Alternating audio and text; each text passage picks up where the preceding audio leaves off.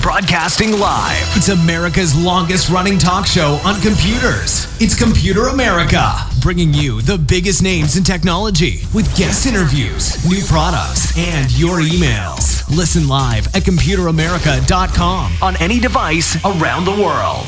Email the show at live@computeramerica.com or find us on social media. Be sure to check out our website for contests, giveaways, show notes, live video stream, podcasts, and more. You're listening to Computer America.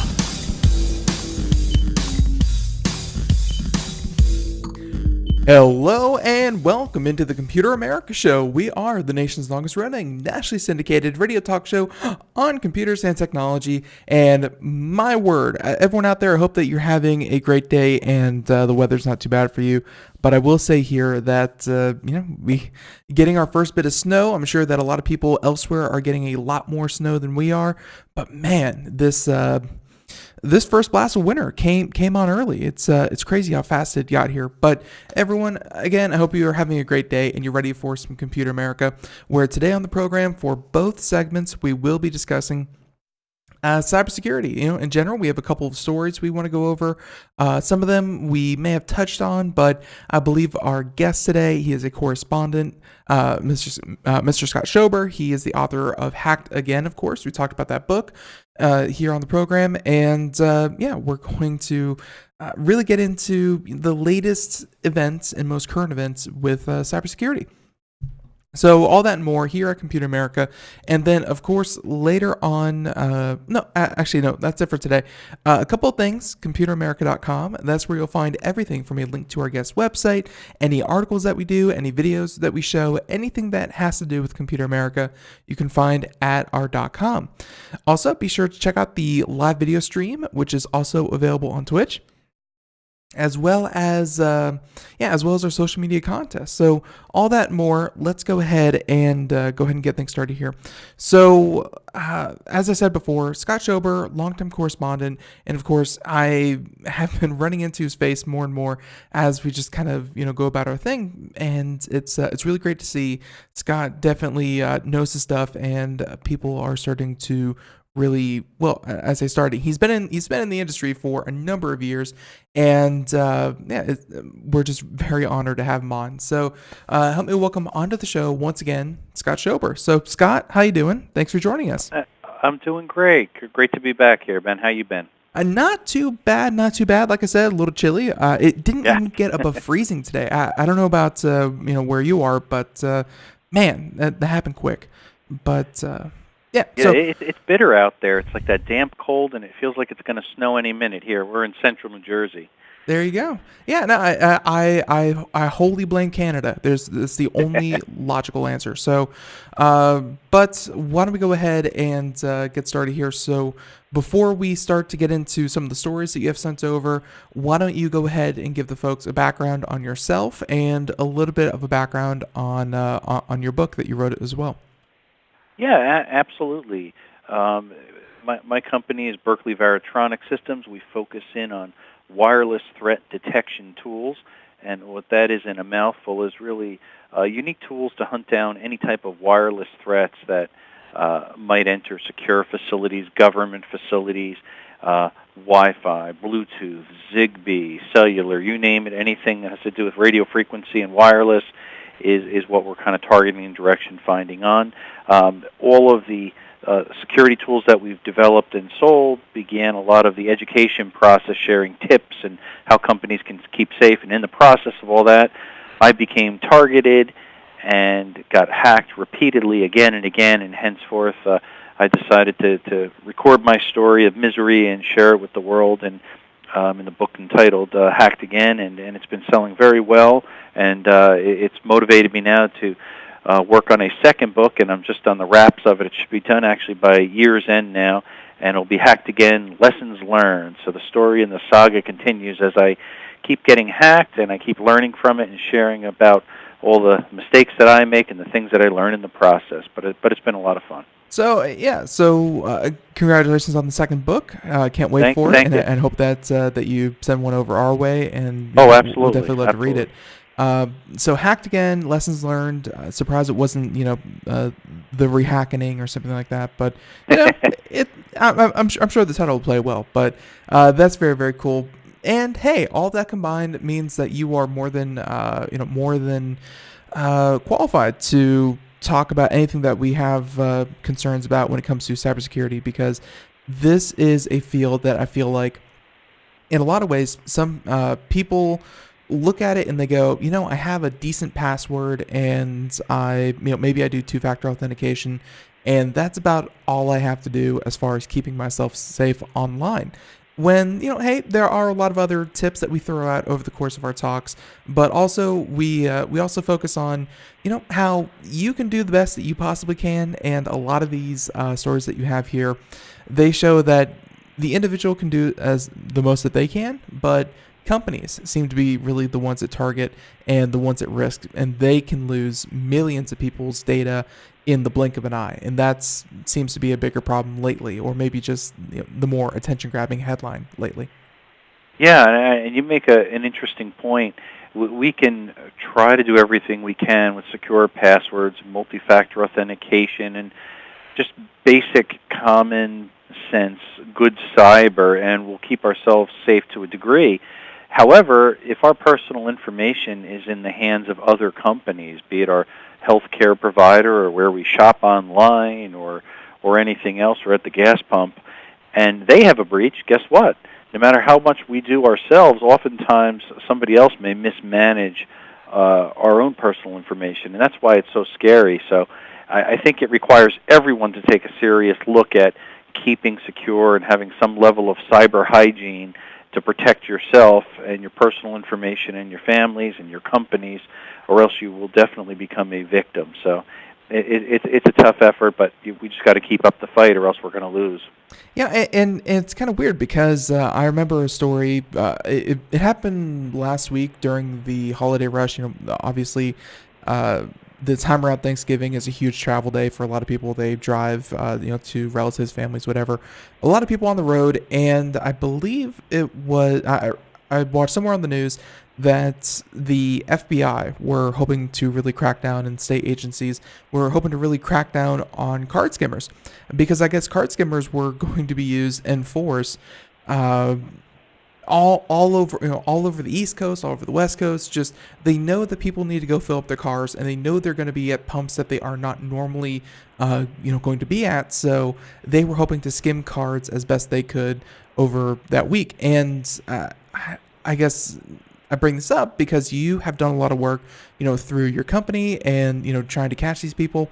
I mean, how has it been going? Because when they say that, the FBI is going to really start cracking down on card skimmers, what do you think that means? What do you think is the best way that one of these, big law enforcement agencies could best combat something that's so, I guess, kind of low tech, just a couple of seconds alone at a pump, and, suddenly hundreds of people potentially have their cards stolen. And it's not a very high tech kind of maneuver.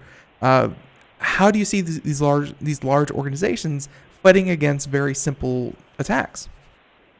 Well, they are struggling, certainly, and I think the industry as a whole has been scratching their head for a few years. Now that they're seeing it's being adopted on a massive scale, in other words, highly organized cyber criminals are deploying thousands of skimmers and Bluetooth skimmers throughout gas pumps, they have to crack down. So They're using task forces, groups that are specially trained now to actually scan the pumps with tools such as we make with our Blue Sleuth to see if there's actually any radiation, RF radiation emitting out of their radio frequency waves coming out and it's transmitting. That's a quick way to sniff all the pumps. But you got to remember there are literally millions of gas pumps throughout the United States. So as fast as they're finding and removing these, unfortunately, these cyber criminals are moving in and putting them right back there. And most of the time, it takes over a year till they can get to all of the gas pumps throughout the nation.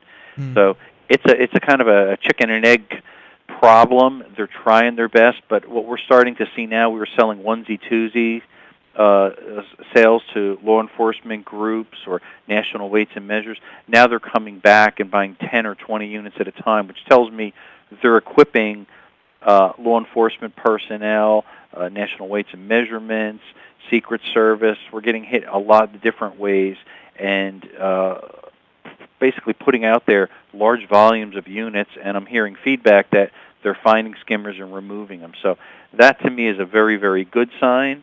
It has to intensify, I think, a lot quicker because the bad guys are getting smarter and smarter, and as we know, once they realize what's happening and how they're being found, they're going to change it up. They're going to try something else or shift to another vertical so they can conduct their cyber crime. And I think that's what the kind of the fun with cybersecurity and wireless threats.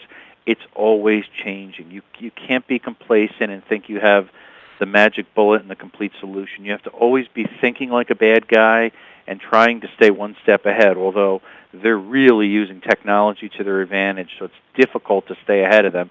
I find it's more of we stretch just to keep up and fight the battle. No, absolutely. And as much as new technology helps in a lot of ways, new technology can also, of course, make their jobs easier or make it harder for them to be stopped. And I'm going to I'll deviate in after the story, but actually one of the stories you sent over is very relevant to our conversation, and this is from a website called Clark. And I've actually never heard of Clark, so I need to check out the site. But Clark and a new breed of card skimmers at gas stations pose a high-tech threat. And so if you want to kind of walk us through kind of what's new with card skimmers, because like I said, it's, essentially you put your own your own card swiper over an existing card swiper, and you have a little, a little Raspberry Pi or something to store the information of the card numbers and things like that. And really, you're just kind of making a duplicate of information, kind of being put inside of it. It's not really that high tech. So I'm wondering, how does technology help improve, high tech Bluetooth skimmers? What's different with this next generation? Well, I think what's really changed the game, and this is true of old traditional skimmers, Bluetooth skimmers, or even cellular skimmers, they all have a second read head that's being used. So typically they'll install another read head where the card goes through where the mag stripe is, and it's reading the personal information off the card, the CVV, card number, date, expiration, blah, blah, blah. And what they've been able to do is encapsulate that into a very small bezel, a plastic bezel. And this is usually more on the ATM side, but it's also on the gas pump side. Mm-hmm. And it's being printed by 3D printers. The quality of a 3D printer has greatly improved, the resolution of it, the color match to it. So they'll actually take an actual bezel where your card goes in, and they'll mimic it 100%. And a lot of it's because they can use optical now and imaging, and it'll duplicate it and basically print a dead match. So from the visual standpoint, you can't look at a skimmer that's embedded in a plastic bezel and say, ooh, that looks like it's a fake bezel. It used to be very easy for anybody with a little bit of knowledge to identify. And they used to say, jiggle the bezel, do this and that. That used to work a couple of years ago, but now bad guys know it, so they make a duplicate of it, but they embed the technology inside, and they'll epoxy it right on the front. So you can jiggle it all you want. It ain't coming off unless you rip the ATM off the wall or the gas pump apart. So you have to think beyond the old days where they said, hey, just shake the plastic bezel. The technology they're using as it talks about in this article, predominantly everybody's migrating away from traditional skimmers to Bluetooth ones. Why? Because they could put the skimmer inside the ATM, the gas pump, the point-of-sale retail terminal, whatever you want, wherever they want to steal your credit card. They put it in once and they're done, because the Bluetooth will then transmit remotely 50, 75 feet away. They don't have to even go back and retrieve it if there's a risk of getting caught. So they put it in once, and it minimizes their chances of getting nailed. And that, in the world of cybersecurity, if you can perform all of the thievery from the outside, it's a beautiful thing. Just like when somebody will penetrate and get into a computer network. Mm-hmm. Once they can place their malware there, then they can work laterally across the system, but they can use wireless as a conduit and sit outside or sit remotely and collect tons of personal information and credit cards and so on and so forth. That's a beautiful thing, and that's exactly what these guys are doing here with the skimmers, and that's why they're calling it now an epidemic, because it's so easy, the price to get in for admission to be a thief now. It's changing a lot of ways traditional criminals, the guys that used to rob the banks, even the gangs and the organized crime rings have all migrated and said, wow, there is a tremendous amount of money to be made by using skimmers and Bluetooth skimmers to steal people's credit card, and we can anonymously sell it on the dark web. We can pay anonymously with Bitcoin or some other cryptocurrency so we can't get caught. And it's a quick crime. You can get money returned within a day or two. That's very, very powerful. And to be able to be anonymous, you can't beat that. Your face is not going to end up on a poster in the post office or anything like that under wanted. Right. It's of course very scary because the people who are of course the victim of this, they might not even know. And in fact, a lot of people their information is probably being sold on the web as we speak, and they won't know until it's changed hands 2 or 3 times, and then one day they'll get a random small charge, and then that's when kind of like the little indication before the big storm. So let's not leave people with just, well, let's hope you're not the unlucky one of the bunch. Let's like I said, sometimes we give some useful tips. I mean, what's the best way around this? Is this do people have to turn their phone into a makeshift sniffer where they have to turn Bluetooth on and look around for kind of any rogue Bluetooth signals, or do they have to pay inside? I mean, what are some of the best ways that they can? Obviously, jiggling no longer works, so don't jiggle, folks. But what's the best way around this? Well, to your point at first where you made about taking your smartphone out and scanning for Bluetooth signals, I've tried it. I've even gone out in the field where there are active skimmers and tried to locate it.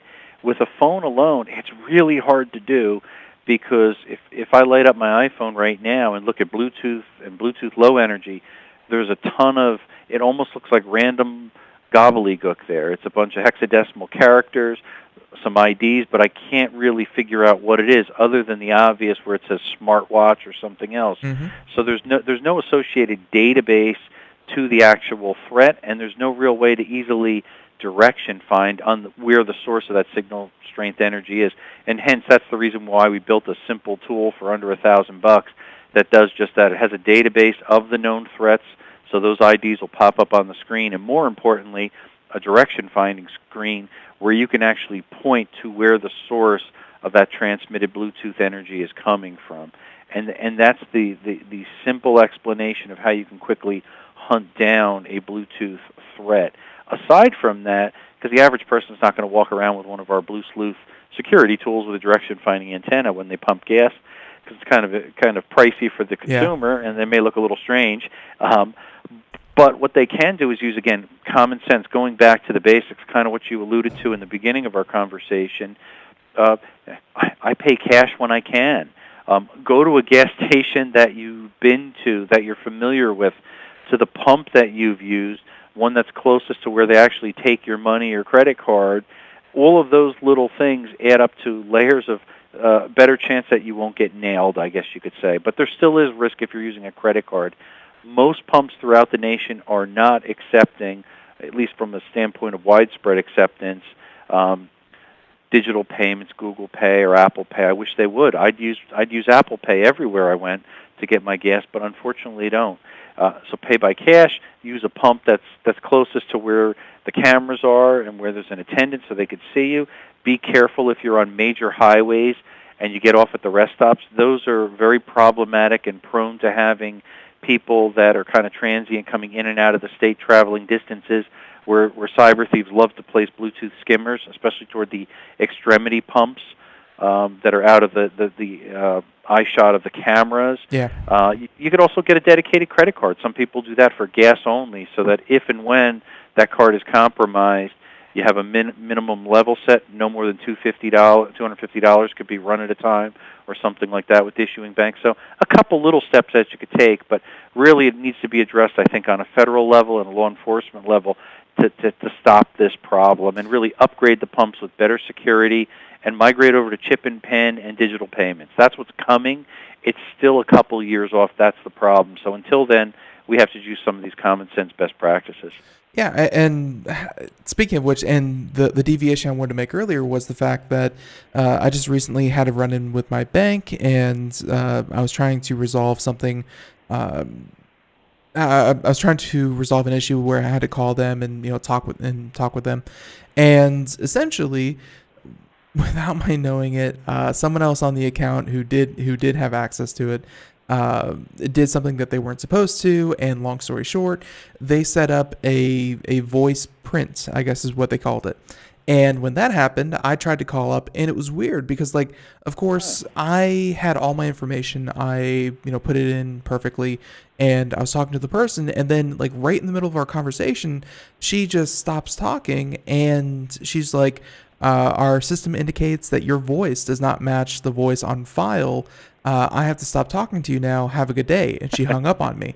And I was like, wait, what? It's like, it was so weird because, so I went to the bank, got to turn back off. And the nice lady helping me there at the branch I went to, she actually said that she recommends against getting that, because if you're sick, if you have a stuffed nose, if you call in from a different device than you normally do, then they all have a higher chance of actually not matching for any weird reason, and it's just not a good solution. So I bring this up in relation to this because there are probably ways that pumps and gas stations could stop this kind of thing. But it's like a lot of security that we talk about. It's convenience, and it's about security is the antithesis to usability. And of course, you want people to come in, pay for their gas, and leave as quickly and as easily as they possibly can. But that can lead to situations like we're seeing. Like, there's no perfect solution, is there, for security?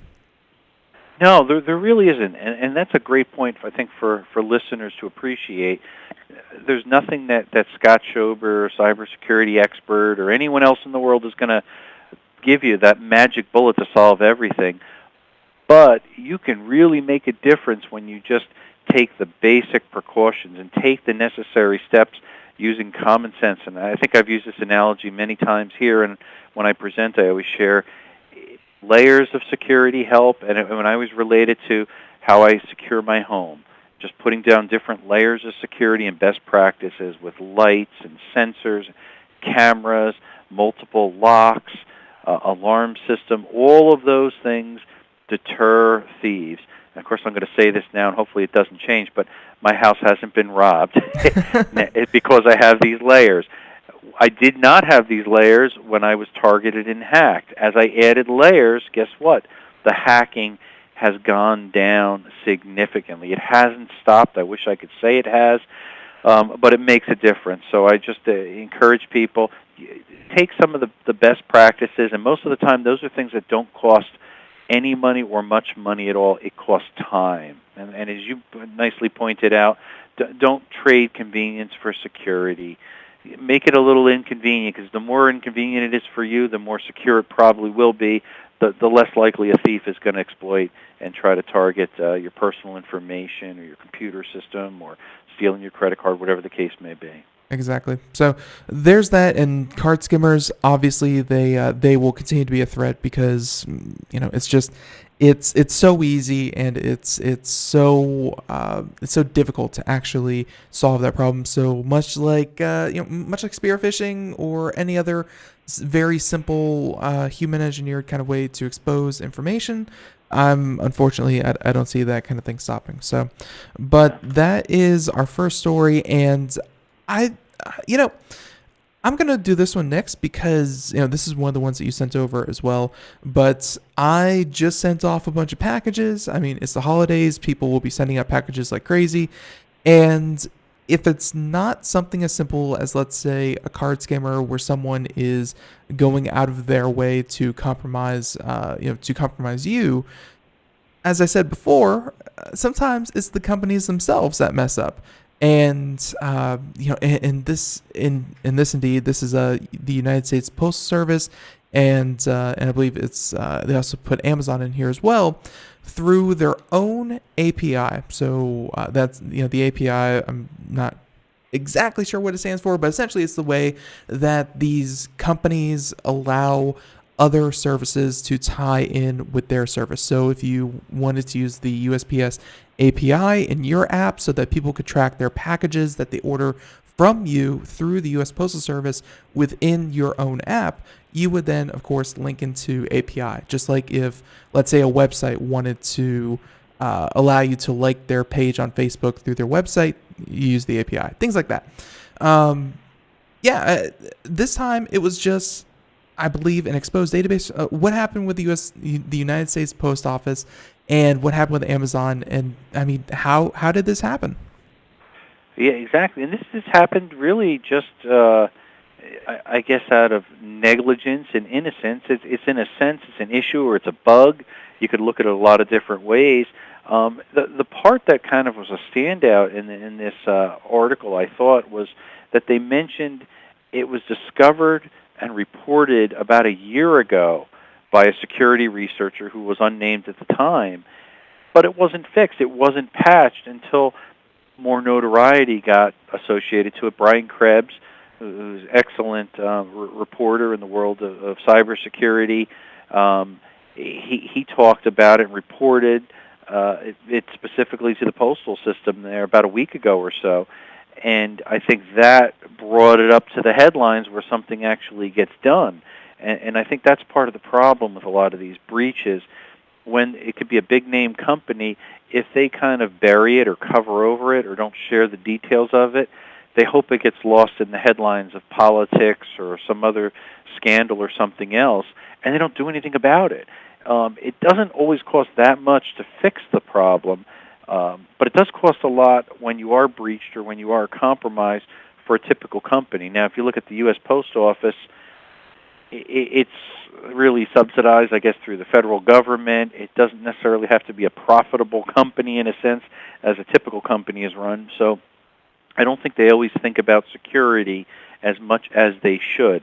Every time we hear about letter bombs and other white powders and other things, it's usually sent through the postal system because they don't have great screening processes in place to handle all of this stuff. So it doesn't surprise me that this was compromised here. But I like how you point. Go ahead. And I don't want to make fun of the post office because it's still an amazing organization that they can take a letter from one side of the country to the other for like 50 cents. It's amazing that they can still do that. But I believe their current their first line of defense is that question that they ask you. And like I said, I just sent packages off. They're like, is there anything that can explode within these boxes? And you have to hit yes or no. I'm assuming that if you hit no, they take your package and they send it. And if you hit yes, they go, no, we won't take that. And it's like, that's like their first and only line of defense that I can really see. So obviously, they have a lot of security, I think, in place for more traditional, like you said, hazardous material, but not so much data, because this is a 100-plus-year-old, probably much longer than that, institution that is having to deal with a changing technology landscape that they have to adapt to. Yeah, that's very true. And maybe just to give a parallel example, because I think your point is well taken. If you look at most of the major carriers, the UPS, FedEx, DHL, and others, Just to send any product now with a lithium battery in it, it's a lot of work. It takes a lot of paperwork, a lot of stickers, a lot of forms, filling it out online on the box, so on and so forth. Yet, if you send something postal and has a lithium battery, for the most part, they don't care. So a lot of people will tend to use that and say, hey, it takes a little longer to get there perhaps, but we could ship it there without the whole security nightmare and the paperwork and the documentation trail. So I think a lot of people gravitate toward it and say there's less security there. As you said, there is a level of security, but not enough is being done, I think, at the postal level. But in this case, it was really, in the world of cyber, it was really a browser that was exploited here. Yeah, and there's music playing in the background. I know that you can't hear it, but everyone else should be able to. When we come back, we're going to talk about exactly what happened with the API and what Mr. Krebs found, because, hey, this is it seems like it shouldn't have happened. But everyone, we'll be right back. More Computer America, more Scott Schober. Everyone, stay tuned. Greece is cheap. But the airfare costs a fortune. Paris? Not much closer, and again, airfare... What about Puerto Vallarta? Let's face it, flying anywhere is just too expensive. Wait, what's this? Low-cost airlines. With one call to low-cost airlines, you'll drastically slash your travel costs. We're talking insanely low airline prices to any of your favorite destinations. Where would you like to go? London, Rome, Costa Rica, Australia? Wow, that's cheap. So why wait? Call now to learn how crazy cheap it is to fly anywhere in the U.S. or international. Our prices are so low, we can't publish them. The only way to get them is to call to instantly hear the most amazing best deals on airline travel. It's that easy. So call now and start packing. 800-215-4461. 800-215-4461. 800-215-4461. That's 800-215-4461. We are all Brother Wolf. 10 years ago, a group of locals banded together to create positive change.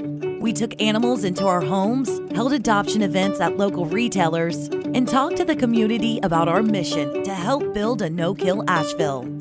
A decade later, we have achieved so many victories for animals in need. There's been so much progress, yet there's still so much to do. As part of our year-long celebration, we encourage you to become a member of our special Compassionate Circle program. With a monthly donation of $10 or more, you will have behind-the-scenes access to the work we are doing at Brother Wolf. Our goal is to reach 1,000 members because we receive no government funding. Working together, we can help build and sustain no-kill communities. Learn more at compassionatecircle.bwar.org. We are a 501c3 tax-deductible organization.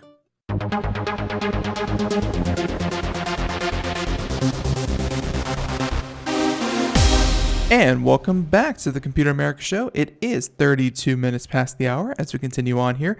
And we are, of course, talking with Scott Schober, author of Hacked Again, of course, and we have a link to his website in the show notes if you want to find out, because he's actually been doing a lot. You know, he has his own, I know definitely YouTube videos, Scott, that you're working on.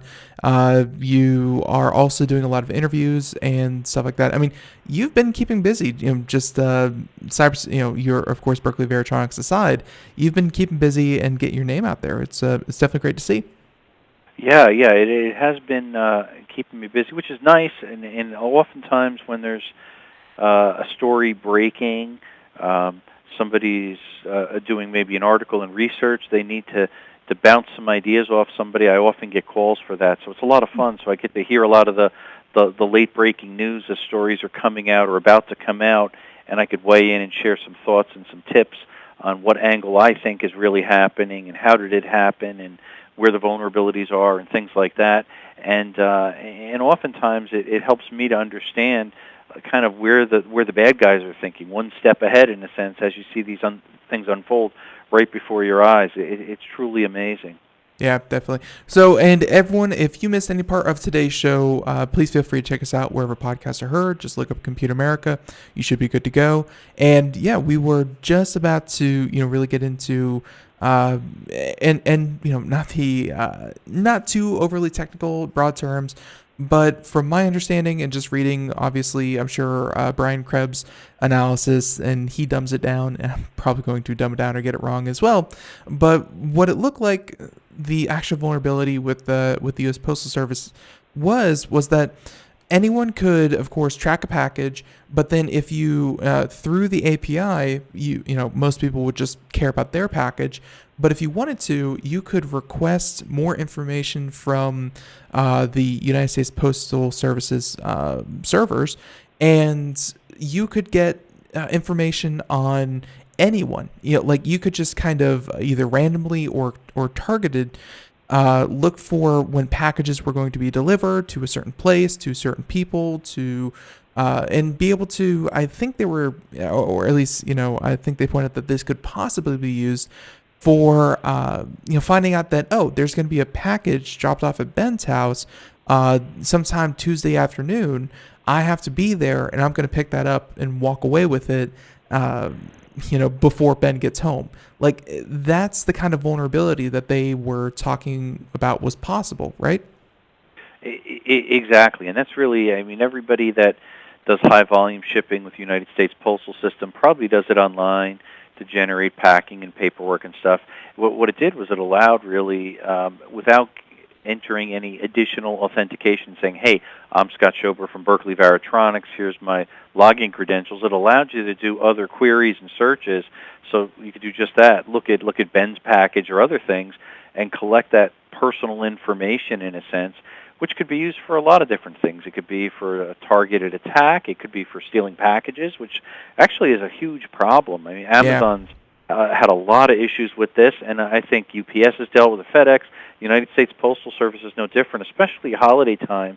They've got about a 2-second window, and if nobody answers the door, there's nowhere to stick it. They may just drop it on the ground, stick it between the door, leave it in the backyard. They're off to their next delivery. They don't have the time, the energy, or the patience. So thieves love it because they'll just basically follow a truck and steal all the packages, which are often Christmas gifts and other presents this time of year that people are buying for others. Yeah, it's actually happened to us where we ordered something for my brother in Colorado, and we're of course states away, so we couldn't receive it ourselves. And yeah, about 2 weeks went by, and we're like, "Wow, Aaron, did you get this?" And no, and trust me, it was just like some garlic and some honey and whatever. But at that point, you're like, it stinks, and you call Amazon, and they're like, oh, that didn't, it showed it was delivered, and then they don't even fight you on it. They just know that, it was stolen. Sorry to hear about that. We're going to send out another one right now.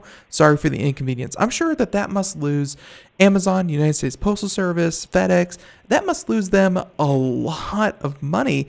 And on our end, it didn't, lose us any money, but we did lose, I guess, we lost our time. It's just an inconvenience. It's a hassle. So I hope, just like card skimmers, I know that it's not an easy thing to do to get people, and trust me, things like Nest Doorbell and, all these videos of actually seeing people steal, those are definitely helping. Those have been amazing for catching people who steal packages, but I don't know how. I take that back, and I'm sorry I'm kind of bouncing all over the place, but we did have a guest on the show. I don't recall their name right offhand, but they invented a kind of like a padlock that any U.S. postal worker, any Amazon delivery driver, essentially they shared their database with all these other, they have those little pads that they walk around with. Any delivery person could unlock it, open the padlock, put it in a secure trunk or whatever, and then close the padlock. And that was to prevent people from stealing. There are solutions, but just like protecting yourself, there's no one simple answer. But there's a lot of people working on it. It's hard. Yeah, it is difficult, and probably for every solution you can come up, or a bad guy could come up with a workaround or backdoor, which can be frustrating. Often with a lot of these padlocks and other locking mechanisms, all it takes is one bad employee that's a driver or delivery service that's going to quit next week, and maybe he doesn't even rob anything, but he gives it to his buddy and says, "Hey, here's the route, here's the passcode. Have fun with it." That's it. And now it's out in the wild. Yep, it could be that. So, but of course, like many security flaws, once they're out in the open, you at least hope that the social pressure and the fact that everyone now knows, that gets people to, of course, kind of be a little bit more proactive in preventing these big holes in their cybersecurity arsenal. But I will say that APIs, they're very strange, and I'm going to go ahead and bounce to not exactly an article that you sent, but I believe this was a story that we did on the show yesterday, I believe, and this had to do with Pinterest and Facebook. And I kind of wanted your take on this because you might have heard of this, but I think it said that during 2014. Well before the Russian hacking, the Russian meddling in the elections, in 2014, they had shown that IP addresses belonging to individuals in Russia, or at least servers in Russia, were downloading up to 3 billion data points a day. And we went over what a data point was. That could be anything from your age, location, your name, your address, your height, just any kind of weird data point about you. But they were downloading 3 billion data points a day, all through the Facebook API, where Facebook was allowing allowing an app developer to pull down that much data.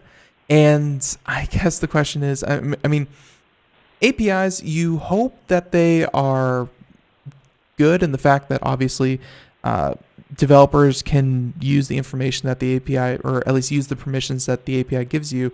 But it also seems like it's a very popular attack vector, that you are giving special permissions for people to do pretty technical things, but then they're not even able to lock down their own APIs. Is this kind of a common thread we see in other organizations other than just Facebook and the U.S. Postal Service? Oh, sure.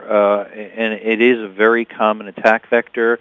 And I think oftentimes what happens is when you give out an API, there's going to probably be an NDA in place, non-disclosure in place. It's a third party that's developing around your platform. There's monies exchanged, so that instantly gives a level of trust between two corporations. When there's trust, people tend to get lax, and they don't police and patrol it as much as they probably should be. So they kind of turn a deaf ear to it, and people will exploit it and use the information that's gathered and go beyond what maybe the intended use is. Maybe it's for targeted ads or something like that. Now suddenly they got this trove of personal information. They say, look what we could do with this. Many stories, the same thing happened with NSA and cell phone tracking and different things like that. Different law enforcement groups, they started to find out, wow, they had this access to confidential information and personal information and conversations that had some level of propriety. They were listening in on it. Same thing here. When you have access to IP addresses, what people are doing, personal information, it can be abused very easily, especially when it's not the parent company, be it Facebook or Google or Apple or whoever it is, but rather a third party that has full access to it. And I think that's really what happened here with Facebook. Look at Cambridge Analytica and many other things. Again and again and again, we keep seeing Facebook is this big Goliath, and to be this big Goliath, they have to open the doors up to many other companies that see this treasure trove and say, wow, billions and billions of users and data, and we can utilize this to make a lot of money. And that's exactly what they're doing oftentimes, taking advantage of it, exploiting it, and sometimes they get caught, and that's what's starting to happen now. Yeah, it's I completely forgot about Cambridge Analytica. So much stuff has happened, but that was exactly what happened in 2014 as well as before. It's just that, hey, you give, let's say you give an app, and I guess Facebook was trying to be very judicious with how they did this, where if you have an app, let's say I make a calendar app for your Facebook friends, And so you log into you get access to the Facebook API, and you're like, I'm going to need people's locations. So if they're within the area, then we can send an order to their calendar, and I'm going to need their phone numbers so I can text, reminders to them for the app. I guess what happened was that they could go in and say, even beyond just an app, because Facebook's not really checking it, I'm also going to need their height, their friends list, their any addresses, their high schools that they went to, their first dog name, all their pictures. Like, they just asked for all the data possible through Facebook, and that's what led them into hot water. And yeah, I guess you're right. When you have 2 billion users, I think, on Facebook, it's hard to really determine who needs what data or who should have permission to what data. It's very troubling. And hey, why don't we go ahead and segue that into our next our next one, and then we'll have fun with the Hollywood and how they get hacking so wrong. But one more data breach, and then we'll have some fun with it. But Atrium Health, we all know how valuable health data is, because you can change your bank number, you can change your credit card number, you can change, even through a lot of work, you can change your social security number. These are all things that can definitely be changed, but you can't change your blood type. You can't change your medical history. These are very valuable because they're very static information, and you don't want that getting out. That's why we have HIPAA compliance. That's why we have special ways that we handle medical information. It's very important to keep this very, very safe, and they try their best.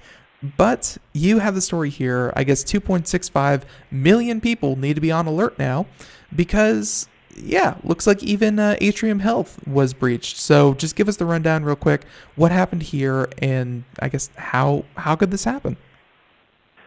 2.65 million patients. Again, these numbers are kind of mind-boggling. I guess when you hear them, like breach after breach, we have breach fatigue, as they say. Mm-hmm. And again, here it's tied in with a third party. I think it was called AccuDoc Solutions. There, one of the vendors tied in with them, and that's what often happens. These large health organizations have different layers of people accessing the data, which opens up a treasure trove of ways to hack in and compromise things. And I think they're still trying to figure out the bigger picture, how this all happened. But as usual, what records were compromised? Their addresses, date of birth, which is a very big concern because that's often used when people are doing anything medical or taking out credit. Of course, their name, the medical record numbers, maybe balances where the money they spent on which type of procedures, things of that sort. Really, all of this could be used to put together medical fraud. Somebody wants to file a claim fictitiously in an alias so they can collect the money on it. And that's usually why this data is so valuable. And I think they mentioned, too, there was about 700,000 Social Security numbers that were revealed as well, which is another piece of the puzzle, as it were, that could be used often. So it's not necessarily stealing money from a bank account or a credit card, but really medical-related data, which is becoming kind of the holy grail now that the cyber thieves have migrated toward that, and hence why we see so many hacks toward the healthcare organizations and hospitals, doctors, because they want that valuable patient information, and they can command maximum dollar by, again, selling this information. So fraud could be committed, and then typically they go down to the dark web, and you could see many forums that have this publicly advertised that you can buy and compromise this information for a pretty penny these days. And I think it's going to get a lot worse before it gets better. I was in a hospital recently with my mother up in North Jersey, and I was watching just for them to pull up her records. And she was in the emergency, so everything was going really fast. And it took a handful of people gathering around the computer. I said, hey, what's going on? And they said, we just migrated from one system to another. We don't have our login credentials. So they were putting in password 123 and all the other things. And I started to think, oh, my goodness, how easy it is for anybody that's just sitting here in an emergency room to see what's going on and place malware on the system, put a keylogger on the system, plug your USB in, you got the password and login information because they just said it out loud. Very, very concerning. And I think these are going to continue to be problematic until they start thinking serious cybersecurity and getting it throughout all the healthcare system. It needs really federal oversight, which I hate to even say because that's another level of problems, but something major has to be done to give them a wake-up call. We see what's happened just with all the ransomware attacks against the healthcare sector there in many hospitals where they literally have to shut down and refuse patients to come in. That means people could die because their computers are compromised. Very, very scary. Yeah, it's happened before, of course, with the WannaCry and that kind of stuff. I mean, it's not what you want to hear when you hear federal oversight, but it just means that there has to be a standard. You know, you have to raise the floor for, you know, how secure these things are because let's see. So election day, I think was maybe, I don't know, whenever it was. I will say that I don't know if you've been on since we, you know, kind of had the elections and, you know, special elections and things like that. But I remember reading stories about, because there, you know, there's no one agency that provides the vote, you know, the electronic voting booths and things like that for, you know, for people to vote at. There's, you know, whatever contract the state goes with, that's how the state is going to run their elections. And I remember seeing a PDF of one of these manuals on how to use it that they said, you know, due to the new federal rules that you have to change the login credentials every 4 hours on election day, so that if someone, you know, were to compromise the password and username, you know, they would only have a 4-hour window to actually, you know, do damage. They actually provided a piece of paper that said, write down your username and password so that if you leave or if someone else takes over for you, they don't have to call us and get the username and password because we won't have it. Right down here, and they gave you, you know, a space to put your username and your password and a place to put the time it was changed, and they were going to have people put in, you know, in handwriting, username, password for the voting booth right there in the same room. It showed that even if you do have these standardized, you know, this is the rule, this is the best practice that we can come up with, if it's too laborious, even the manufacturers are going to go against, you know, really the purpose of it, which is to keep everyone safe. I think providing a piece of paper that says write down your name and password in plain English, that's even worse. I can't imagine that being secure. No, not at all. Anytime somebody writes a password down or login credentials, there's a level of permanency to that. It's on a sticky note. It's under your keyboard. It's in your desk drawer. It's wherever. It always happens and always causes problems. It's funny, too, if you ever want to try a fun experiment, and I've tried this with a couple friends, just have a casual conversation about how you can't stand creating passwords and make up one and reveal, say, I'm so sick of passwords. I just use the same one. I use, you know, whatever. Baseball Red Buggy 35. Right? Yeah, exactly. And then say, how about you? And they say, oh, yeah, I can't stand it either. I use the same password. I said, well, what do you do? How do you remember it? Oh, well, it's always my dog's name. What's your dog's name again? Oh, it's Fido. And I add a 3-4 on it. Oh, Fido 3. That's a good password. Like joking around, and they'll actually reveal it to you. It's so easy to socially engineer it, especially out of somebody that you know. And if you reveal something first, even if it is fictitious, but it's fun to give that a try. I've done it, and almost every time I get a piece of information or part of their password that I could do a little bit of research, and I find it out. And they may even not say what the password is, but they say, oh, I always use the first address that I always grew up on, or I always use my dog that passed away a few years ago. And that's all you need. You could do your research, make a few calls to other friends that they know, and boom, you got it. Yeah. You're in.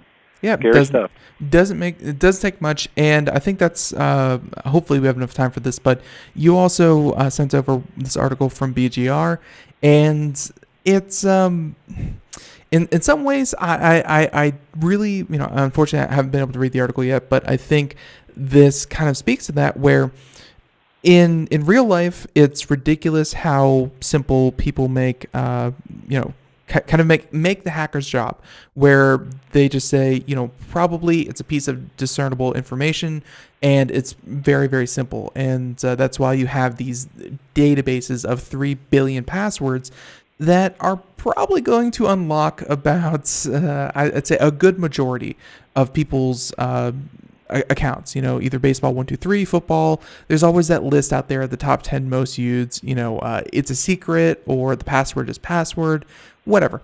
But this article from BGR, security expert explains why Hollywood gets hilariously wrong about hacking. And this is something that in the real world, it's scary and kind of funny how simple hacking can be.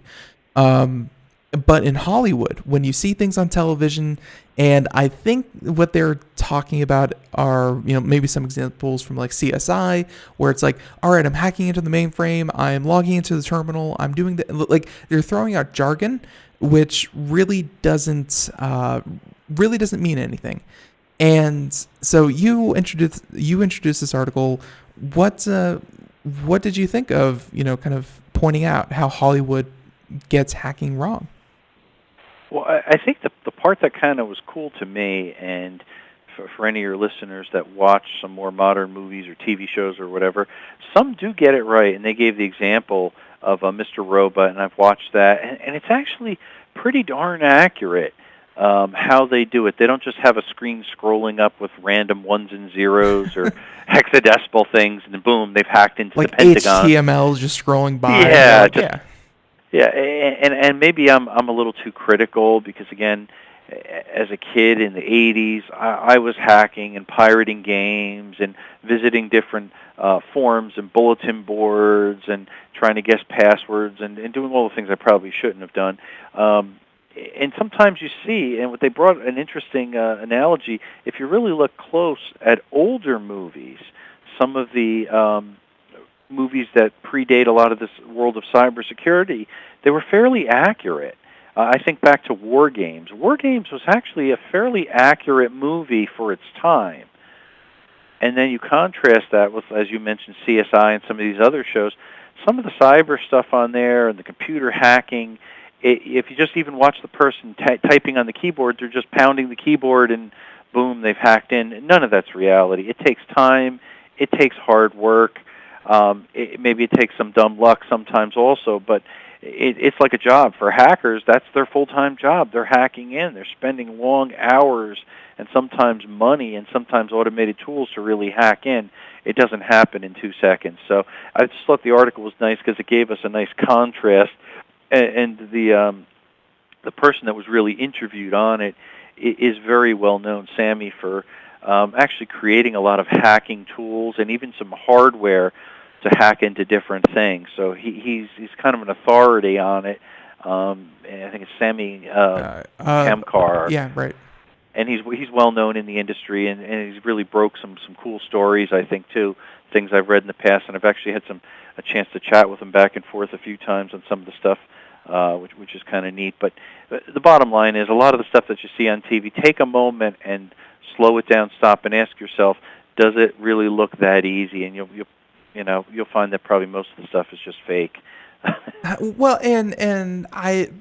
but at the same time, I think that's part of the fun, where the more you know about a subject and the more that you see, any kind of reference to that subject, you're going to really, realize how wrong a lot of people get it. Either, if you have a lot of expertise in a certain field and then you see a news story reported on it and someone comes on claiming to be an expert and they say, well, XYZ, and you having insider knowledge would go, that's all wrong. Like, it doesn't take much to convince people who don't know anything about it that what you're doing is absolutely the truth. But I think by them purposely in a lot of media, either TV, movies, whatever, in a lot of media trying to make it look like this quick, frantic typing with all these windows popping up and everything kind of going by in a blur and someone, I guess, becoming a computer in some sense. Like, that's not what hacking is. And I guess an average person would look at that and go, wow, how could I ever protect myself against someone like that? When, as we said this entire show, hacking's not that. Hacking is, oops, you have a weak password, or oops, someone gave permission to something that they weren't supposed to. It's not that hard, folks. Best practices, be safe. And hey, if you want more best practices, check out some of our past shows with Scott Schober. Check out our future shows with Scott Schober. And Scott, we're just flat out of time. I want to thank you for coming on. And if people want to find out more information about you or anything that you do, where's the best place they can go? Certainly hit my website up, scottschober.com. And I'm out on Twitter and LinkedIn, YouTube channel there. And feel free to reach out to me. And be happy to correspond with you and encourage everyone to stay safe. All right, perfect. And thank you so much. So, and Scott, we're probably going to have to talk about if you're going to join us next month or if we're just going to catch you in the new year, because obviously Computer America will be on break for the last 2 weeks of the year. So, Scott, until next time we talk, have a good one. Great. Thanks again, man. Take care, everyone. Bye-bye. And everyone else out there, thank you for joining us here on Computer America. If you want to check us out, computeramerica.com, of course, or wherever podcasts are heard. Join us tomorrow as we have another episode of Computer America, 4 p.m. to 5 p.m. Eastern, Monday through Friday. Everyone, thank you for joining us. Bye-bye.